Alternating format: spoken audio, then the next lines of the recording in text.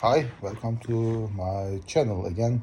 It has been more than a year I haven't done or published a new video, and because also I am a member of my party, CHP, or Social Democrat Party, or Republic of People's Party in Turkey, and I do not want to really damage the politics, or I don't want to be creating any negative effect on them, so I didn't do any videos about it. But now the elections have passed almost a month, and now I feel that it is time to start making my videos.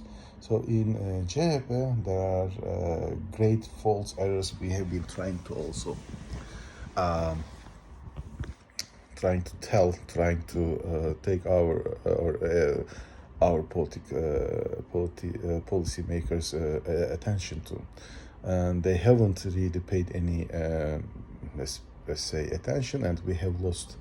There are lots of reasons that everybody is talking on TV, such as not enough effort that has been put to produce policies that will be appreciated by people, loss of trust, and other things, or nationalism. But the real problem is not that. The real problem is the the religious ethnic structure that we have it inside the party, and that create the real problem of policy making, making a clear, trustworthy candidates and all other things. So let's dive into that and let's talk about it, and let's see what's happening in CHP and how it's going to affect the coming elections in 2024. Now, in Turkey, there are two main religious ethnic structures. The 60 to 65%, or even 70%, is like I will say Sunni structure, and the 20-25% at most it can be mentioned about Shia, or we call it in Turkey also Alevi structure. And others are 2 to 3%, or all the rest, such as Christianity, Jewish, and others. Now, in CHP, the structure of the policymakers are mainly dominant by Shia structure. If I am not wrong, even more than 80 to 90% of the policymakers are from this ethnic religious background. Of course, in much more developed countries, you might at least expect that it shouldn't be creating a real problem. However, in Turkey or in CHP, it really creates a real problem. In 15th centuries, 16th centuries, the Shia community in Turkey has faced with numerous threats and even murders. Yavuz Sultan Selim, Kanuni Sultan, they have used force to let's say end the riots that have been raised by the Shia community in the east part of Turkey. And this has created many murders in the east part of Turkey, which cannot be deleted from the memories of the Shia community or the Alevi community in Turkey. This caused the Shia community to live in sectionary in the rural areas in Turkey, and to protect themselves from the threats of the Sunni. They always believe it exists. Even nowadays, they have been believing that deeply. Therefore, at this moment, the structure of the main policymakers are from the Shia or the Alevi ethnic religions in Turkey. This creates all the policies that have been defined to protect the Alevi community in Turkey. And once you started creating this, the first thing that the Alevi policymakers did is to, I will say, to get rid of the Sunni policymakers who are believing the Atatürk's ideology in Turkey. As an example, the a new member of parliament from CHP. His name is Yüksel Taşkın, and he is from my city, from the first region, and he was selected the first member from my region.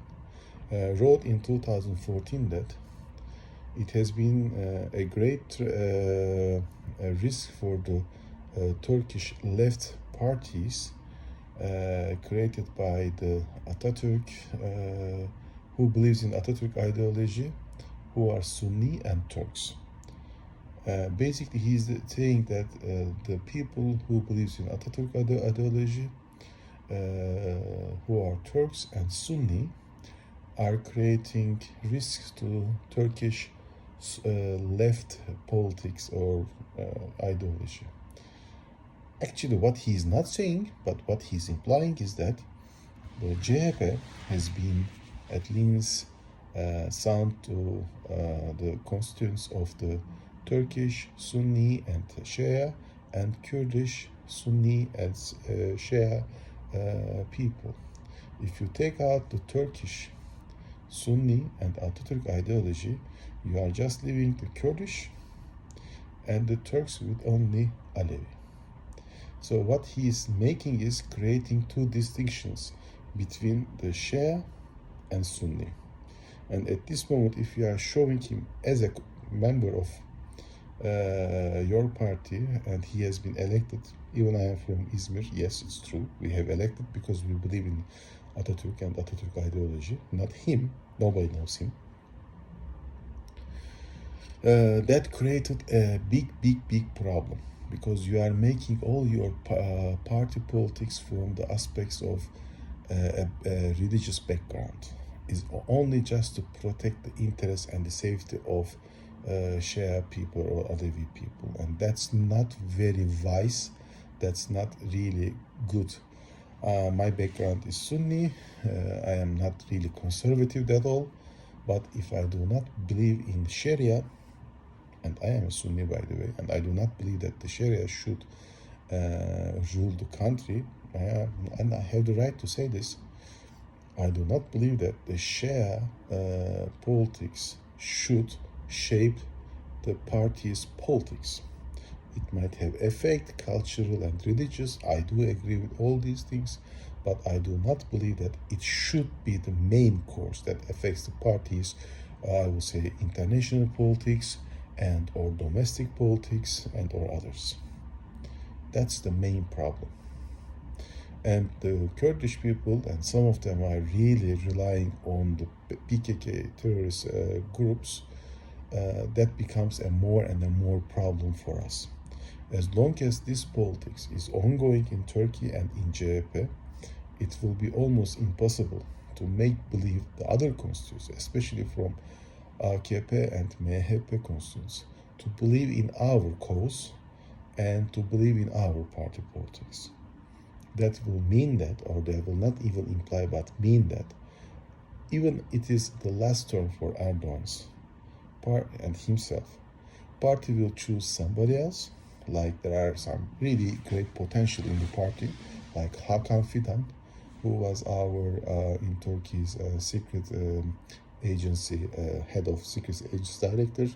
Now he is the foreign minister. He might be a good candidate for future presidency in Turkey from AKP and or some others even.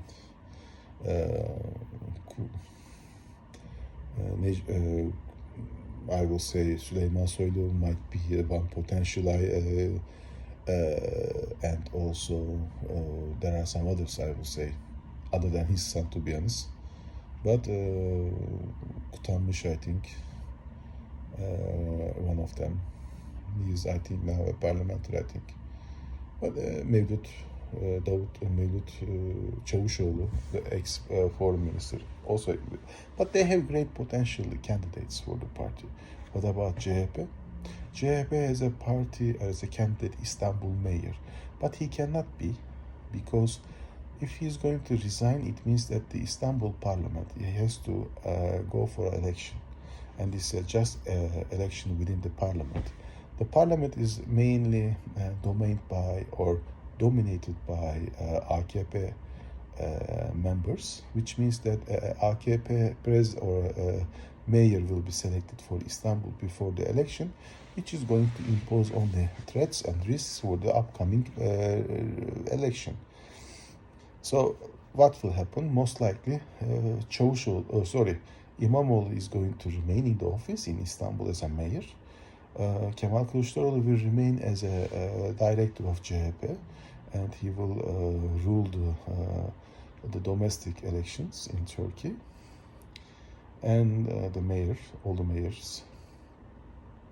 But most likely, he is not going to create a new policy, because İYİ Party and the ex-HDP and now it's the Green Party, they are impossible to make another coalition with CHP unless their big demands will be granted by CHP. And just as a proof, there are two small parties in the coalition. One of them is DEVA, one of them is Gelecek Party. They have been granted 40 members with only less than 2% as a total constitutes in the last election in Turkey. But they have been granted by CHP leadership 40 members, whereas we have only 33 or 39, I cannot remember exact, which is even less than the previous election total member of parliamenters in the parliament. I mean, can you imagine that we are getting, let's say, 25-26%, they are getting 2%, but the ratio between the members in total is 1-4 or 1-3, 1-4, yeah, 1-4. I mean, that's not acceptable in any negotiation or in any discussion for a joint venture or for a coalition. But we have granted that. Now İYİ Party and the Green Party, they have realized that it is achievable. I am sure that in the coming election, especially İYİ Party is going to say, okay, you want Istanbul, then give me Ankara. I will get the Ankara mayorship and I will fully support you for Istanbul. But HDP will say, yeah, I know, I am a Kurdish party, yeah, I am trying to hide that I am supporting PKK, so I cannot take Istanbul, it's impossible, or Ankara or any others. But what I am going to do is, yeah, give me one of the big, let's say, like I don't know, Esentepe, or I don't know, Ali Beyköy, somewhere else in Istanbul, the mayorship, so I can get a big mayorship in Istanbul. And so if CHP is going to create yes to that, it will be a big problem. The second point where CHP made a big mistake is having an agreement with DEVA, who is relying on FETÖ ex-supporters greatly, especially in Çankaya, in Ankara. One of the members of the parliaments, through, of course, CHP, now he resigned from CHP after elected immediately, entered the parliament, Sedat Ergin. He is the ex-justice minister in Turkey. This person has signed all the documents and blamed the soldiers and the army during the Ergenekon case court. Some of those soldiers or people died because of him. Now the leadership has or had closed their eyes and sees his members to the parliament. This was not acceptable at all. He has caused a lot of people's and families anger and disappointment, and also he has caused some people's life. How come our party could accept such candidacy, even from any other party's coalition, but under its own flag? Because how they entered the party or to the parliament is that at first they become the member of party, my party, CHP, and then they were elected, and then they resign immediately, and then they join to their own parties. This is how it goes. I mean, how come we have let these people elected from under the security of our own party flag and ideology? This is not acceptable, not even, I will say, reasonable, thinkable, but it happened. So there is no way in the coming fourth elections, mayor's elections, CHP is going to win great parties. I am from Izmir, where it is really the fortress of the CHP in Turkey, with 60-65% as election vote. I will say that it will be a great risk for us to win it back again. Especially Istanbul and Ankara, if İYİ Party and or Green Party will not support us, it's almost impossible to win. I will also say that in Izmir, I think it will be a great risk to win it back again. İmamoğlu doesn't have even the opportunity to be the director of the, I would say, party, because he cannot leave most likely Istanbul. I think it's a very bad decision. But if he is on top of everything else, if he is going to also lose Istanbul's election, it will be impossible for him to be the new leader, party leader, policy decision maker for the party after 2024 March. That means that there might be a lot of surprises in the party. I do believe that we have to reshape ourselves, define what is left for us, what is right, and how we should define our international policies, how we should define our domestic policies, what should be done the best for the people and the economy and all other things. Unless we do this, I believe that the forthcoming leadership in AKP will win the other elections easily too. Please keep watching us. If you have comments, any other comments, please write them too. I will be very, very happy to listen and to answer personally. Have a great day. Bye.